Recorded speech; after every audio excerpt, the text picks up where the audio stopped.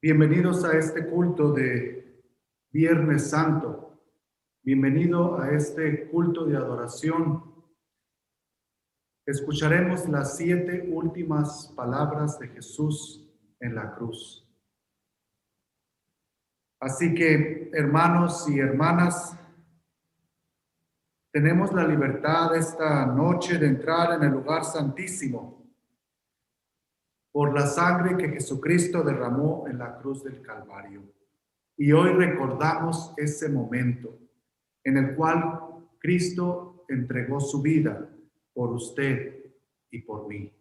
Así es de que acerquémonos con confianza, confiando que llegaremos al trono de la gracia y seremos aceptados, que podemos alcanzar misericordia y hallar gracia y oportuno socorro. Estamos en momentos oscuros. Es el segundo Viernes Santo que celebramos durante la pandemia. Estamos cansados y agotados y sentimos la oscuridad que nos agobia. El respirar es profundo y lento. Pero hoy, en medio de esta oscuridad y en medio de estos desafíos, podemos ver que Dios se reconcilia con nosotros y que nosotros abrimos nuestro corazón hacia ese amor que Él tiene para ti y para mí. No importa qué tan oscura sea tu situación, Dios está ahí como luz para brillar en medio de tu camino. Este es el camino donde tenemos entrada libre por el nuevo pacto de amor. Permitámonos derramar nuestro corazón y espíritu en adoración y encontrar refugio, consuelo, misericordia y perdón. Nos levantamos en alabanza por sacrificio de amor. Señor, te dedicamos este culto de 7 palabras. Te pedimos que esas 7 palabras se escuchen en esta noche en cada uno de nuestros corazones y que esas palabras se hagan vida y carne en cada una de nuestras oscuridades. Bendice, Señor, a tu pueblo que sufre, pero que no deja de marchar y caminar hacia ti. Llena nuestro corazón con tu espíritu. En el nombre de Jesús te lo pedimos. Amén. En la mesa de Santa Cena tenemos 7 velas y cada vez de que un hermano o hermana predique y hable de la palabra que le ha tocado hablar en esta noche, se apagará una vela y así lo haremos consecutivamente, apagando una vela por cada palabra que sea expresada en esta noche, cada una de las 7 palabras que habló Jesús en la cruz del Calvario. Presencias de la muerte del Señor. Presencias de la muerte del Señor.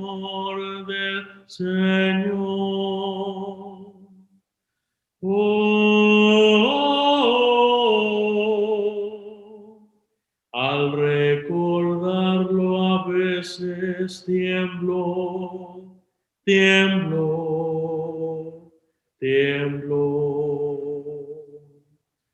Presencias de la muerte del Señor.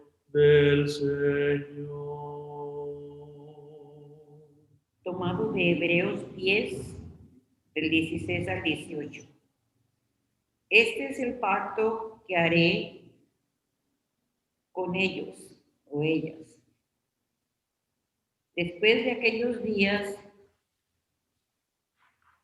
el Señor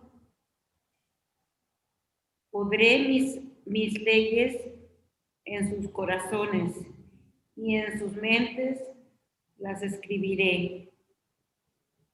y transgresiones, pues donde hay remisión de estos, no hay más que ofrenda por el pecado. Amén.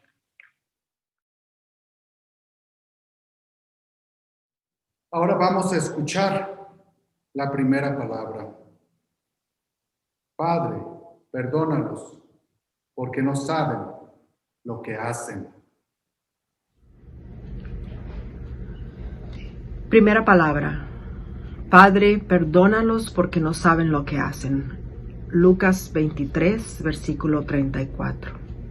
Salmo 22, versículo 7. Todos los que me ven me escarnecen. Estiran la boca, menean la cabeza diciendo: se encomendó a Jehová, líbrele él, sálvele, puesto que en él se complacía. Aquellos que crucificaron a Jesús no estaban conscientes del alcance total de lo que estaban haciendo, porque ellos no lo reconocían como el Mesías. Muchos de nosotros parecemos a ellos, ya que no le reconocemos tampoco. El pecado más grande es la ignorancia. Su ignorancia de la divina verdad no significa que merecieran el perdón. Y la oración de Cristo en medio de sus burlas hacia Él es una expresión de la limitada compasión de su gracia divina al perdonar la ignorancia de toda la humanidad. La oración se ofreció para quienes eran culpables de darle muerte y para todos nosotros hoy, porque puede interpretarse como dirigida a los judíos, a los soldados romanos, que en el final de ese versículo aparecen juzgándose su túnica a los dados. A ambos, o generalmente a ti y a mí y a la humanidad entera.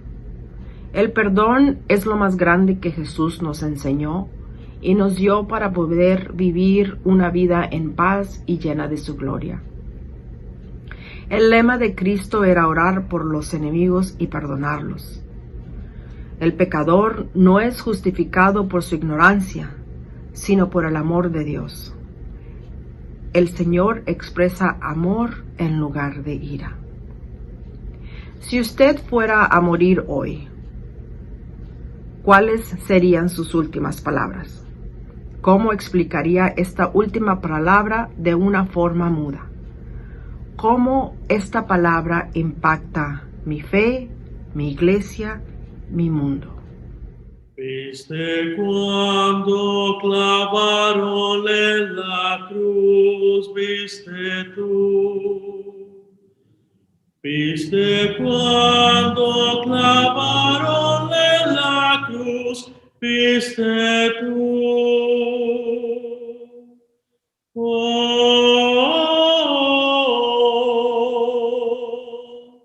Al recordarlo a veces tiemblo.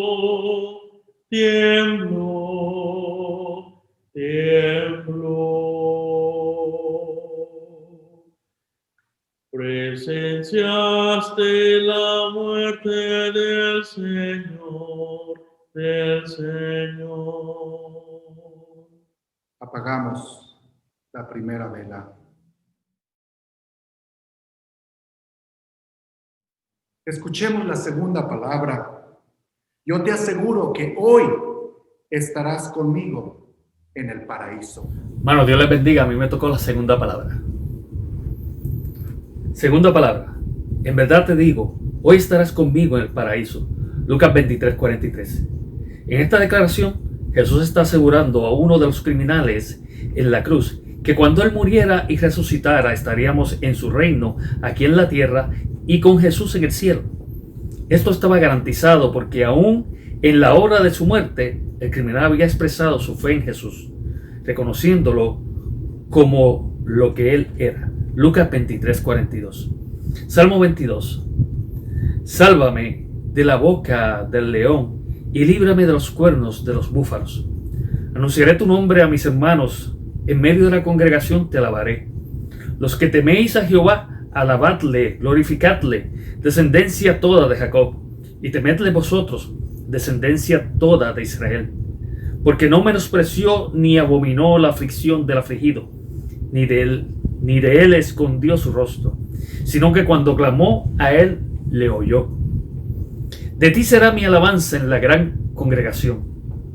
Mis votos pagaré delante de los que le temen. Comerán los humildes y serán saciados. Alabarán a Jehová los que le buscan. Vivirá vuestro corazón para siempre.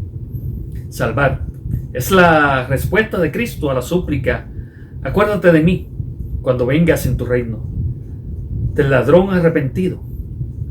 Hoy todos somos ladrones crucificados. Le hemos robado a la vida, le hemos robado el tiempo, le hemos robado a la familia. Jesús asegura la salvación sin que para ello haya obstáculo en sus pecados anteriores. Porque por la fe que ha puesto en Jesucristo, por gracia sois salvos. Las palabras del Señor dan esperanza a aquel crucificado arrepentido, para aquel que quiere hacer esta vida un paraíso. En el mismo umbral de la muerte, cualquier persona que se arrepienta puede experimentar la salvación, pero no esperamos hasta el final para experimentar el paraíso de Dios. ¿Qué vio Cristo en este ladrón arrepentido? Fe. ¿Qué ve Dios en ti para que Él se acerque a ti hoy? Fe. La Escritura dice: sin fe es imposible agradar a Dios. Hoy es el día de salvación. Hoy es el día para hacer este momento el paraíso. Si usted fuera a morir hoy, ¿cuáles serían sus últimas palabras? ¿Cómo explicar esta última palabra de una forma muda? ¿Cómo esta palabra impacta mi fe, mi iglesia, mi mundo? Dios les bendiga, hermanos. Amén. Viste tú cuando el sol se oscureció, viste tú cuando el sol se oscureció, viste tú.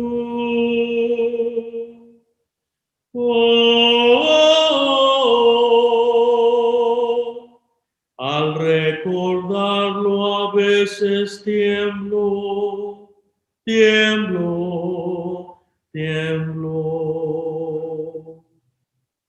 Viste tú cuando el sol se oscureció, viste tú. Apagamos la segunda vela.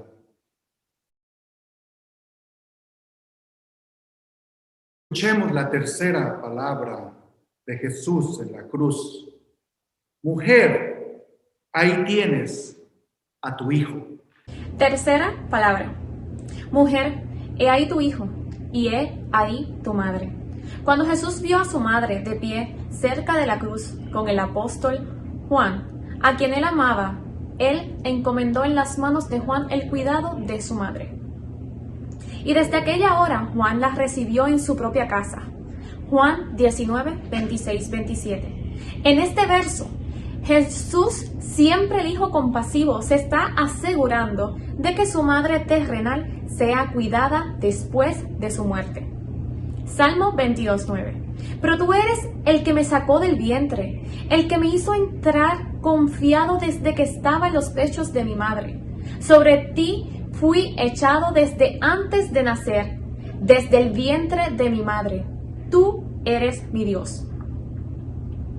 Una primera interpretación de este pasaje en sentido ético o social.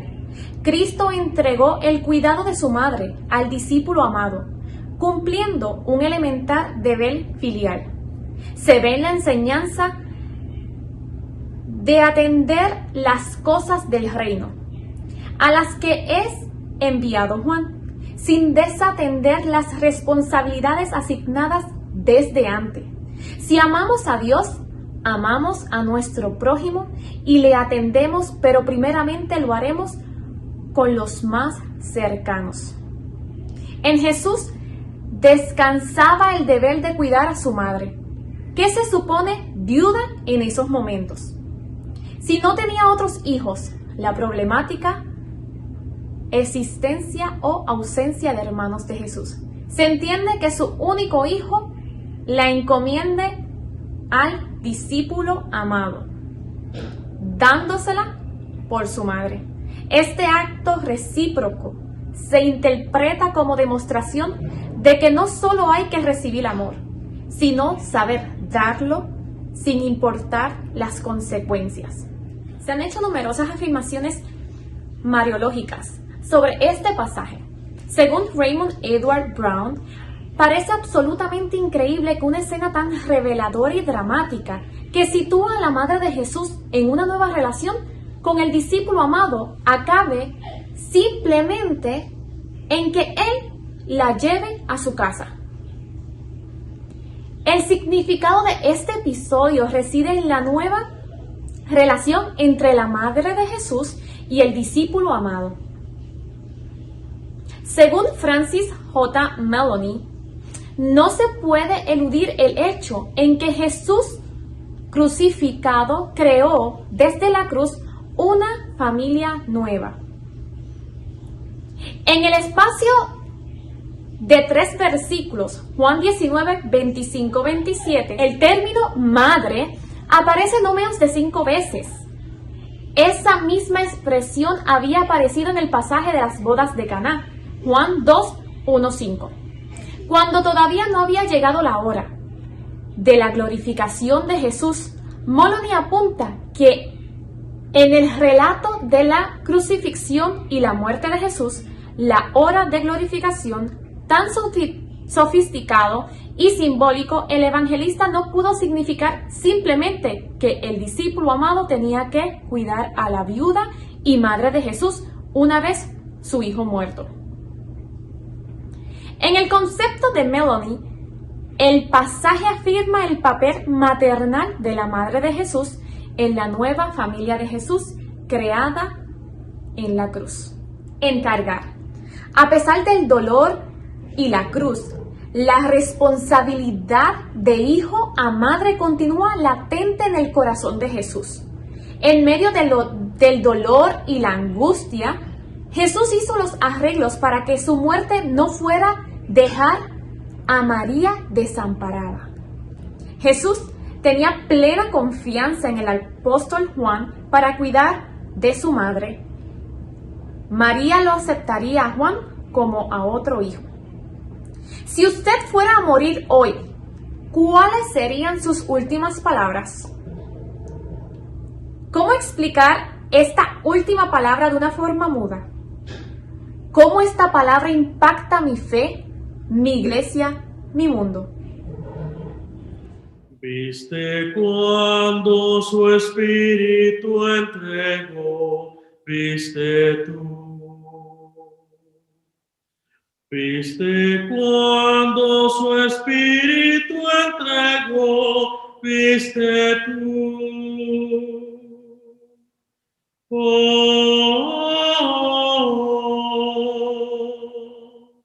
Al recordarlo a veces tiemblo, tiemblo, tiemblo. Viste cuando su espíritu entregó, viste tú.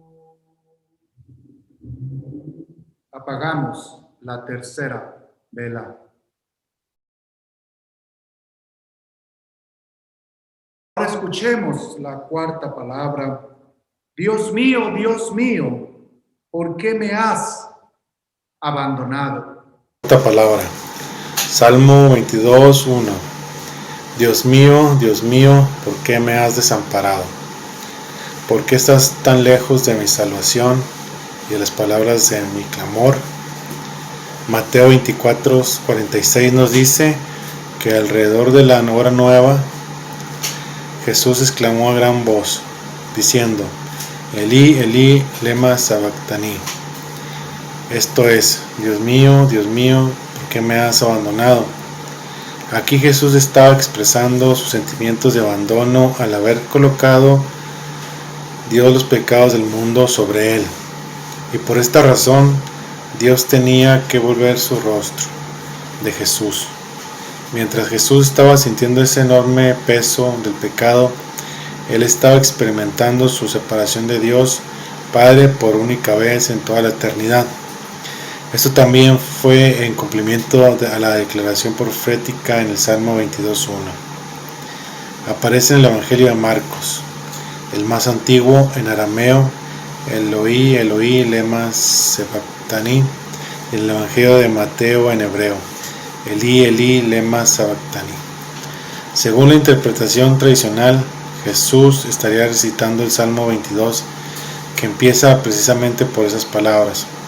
Para la teología, Jesús se ha entregado libremente al sacrificio por la humanidad y en su naturaleza humana se siente abandonado, como había expresado en Getsemaní.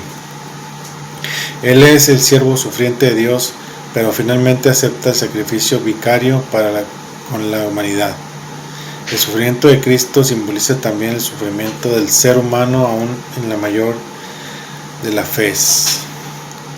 Para la crítica histórica, la frase 13, o al menos lo que expresa, es probablemente histórica, cumpliendo con el criterio de la atestiguación múltiple, siendo de hecho la única de las 7 palabras que aparecen en más de un evangelio, y de la dificultad, ya que dado su carácter de disolución, es factible que la iglesia primitiva haya experimentado cierta dificultad para aceptar esta frase en labios de Cristo, pero también se piensa que aunque la idea sea auténtica, esto es el Jesús histórico, se habría sentido realmente abandonado al momento de su muerte, esperando una intervención de Dios que nunca llegó. Los múltiples otros insertos del Salmo 22 pueden hacer pensar en el relato de la pasión como una composición a posteriori, a partir de pasajes del Antiguo Testamento, si bien con elementos realmente históricos. Un autor contemporáneo escribió: ¿cómo entender tal desamparo? Dios lo abandonó, como dice la teología, sino privándole de su socorro, un vacío por dentro, una fuga de las entrañas, un removerse de todo soporte íntimo.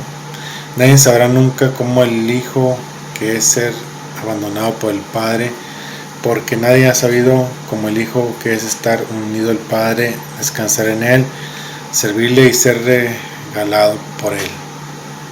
Experimentar la soledad es una de las más terribles experiencias que cualquier ser humano pueda tener. Separar a una persona de los demás en una prisión es el castigo más terrible. Psicológicamente afecta el sentido de que el hombre es un ser social. La soledad de Cristo fue un desamparo espiritual. Su sufrimiento fue sin la ayuda de su naturaleza divina o la intervención del Padre. Jesús quedó solo, literalmente. Si usted fuera a morir hoy, ¿cuáles serían sus últimas palabras? ¿Cómo explicar esta última palabra de una forma muda? ¿Cómo esta palabra impacta la fe, mi iglesia, mi mundo? Viste cuando la tumba le cerró, viste tú. Viste cuando la tumba le cerró, viste tú.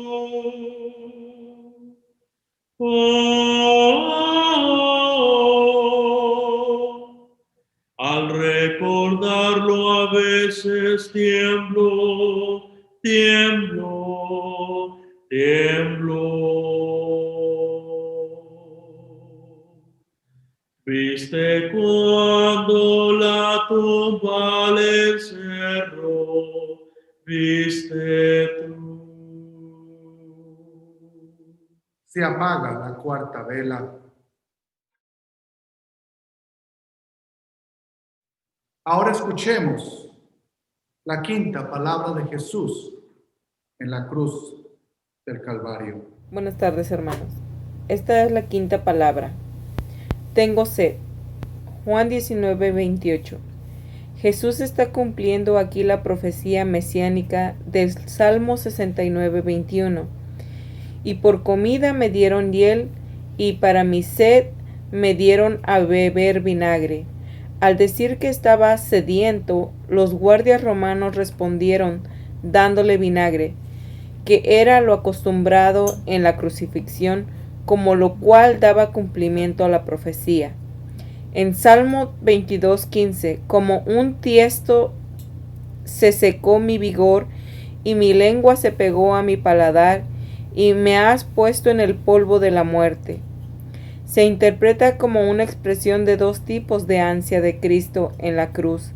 En primer término, de la sed fisiológica, uno de los mayores tormentos de los crucificados, en sentido alegórico, como la sed espiritual de Cristo de consumar la redención para la salvación de todos.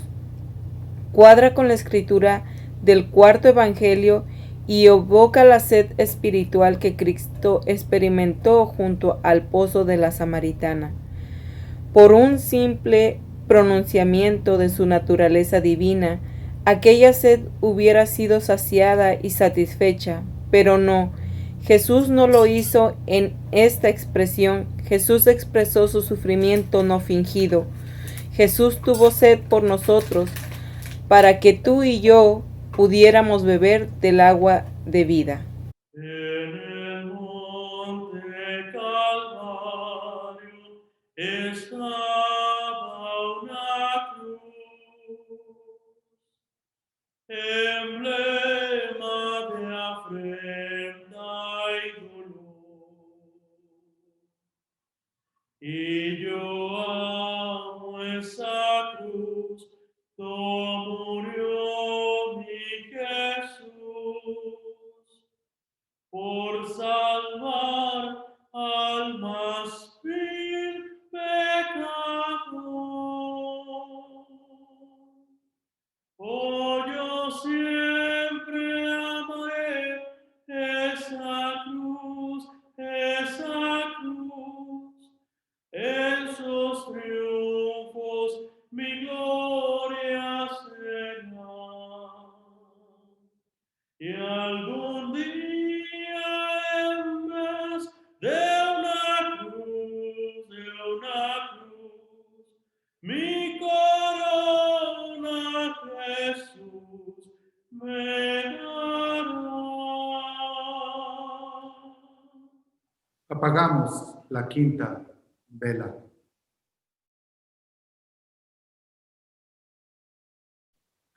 Escuchemos la sexta palabra que Jesús dijo en la cruz del Calvario. Todo está cumplido. Sexta palabra. Consumado es. Las últimas palabras de Jesús significaron que su sufrimiento había terminado, así como toda la obra de su Padre le había encomendado realizar, que era predicar el Evangelio, obrar milagros y obtener la eterna salvación para su pueblo. Todo estaba hecho, terminado y cumplido. La deuda por el pecado estaba pagada. Aunque el mundo desprecie la cruz de Jesús, para mí tiene suma atracción,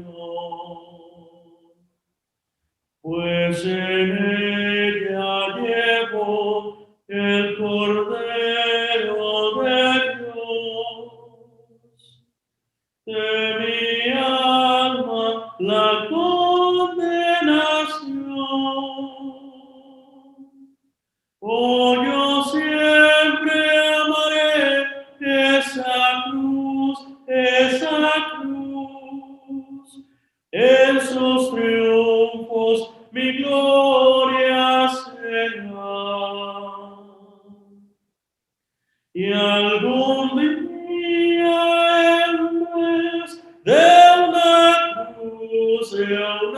cruz, mi corona Jesús me dará. Apagamos la sexta vela. Vamos a escuchar la última palabra de Jesús en la cruz del Calvario. Padre, en tus manos encomiendo mi espíritu. Séptima palabra. Padre, en tus manos encomiendo mi espíritu. Lucas 23:46. Aquí Jesús está abandonando voluntariamente su alma en las manos del Padre, indicando que Él estaba por morir y que Dios había aceptado su sacrificio. Él se ofreció a sí mismo sin marcha a Dios. Hebreos 9:14. Salmo 22.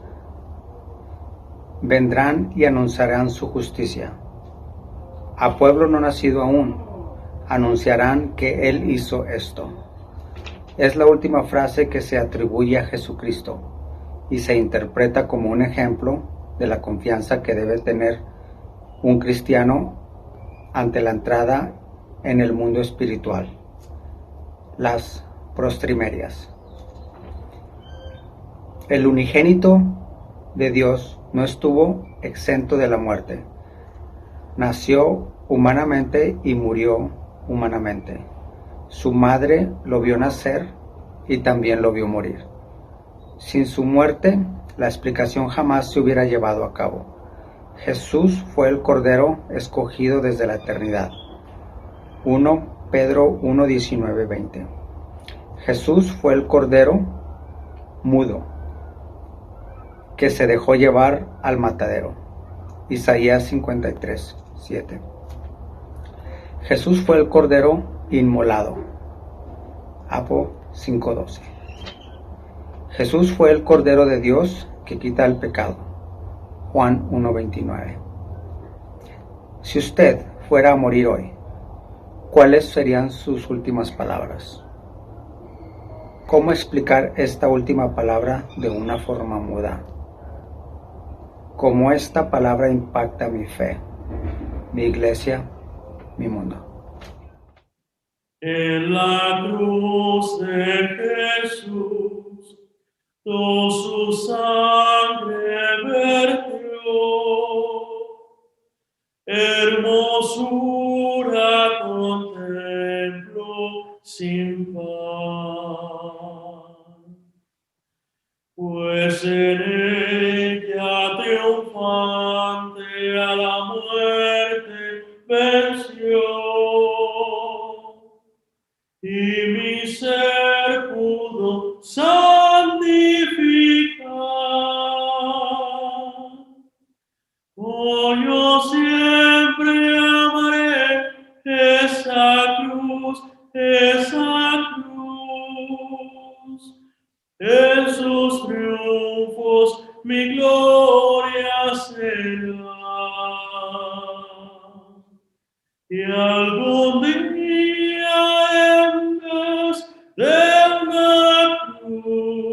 una cruz, mi corona Jesús me dará.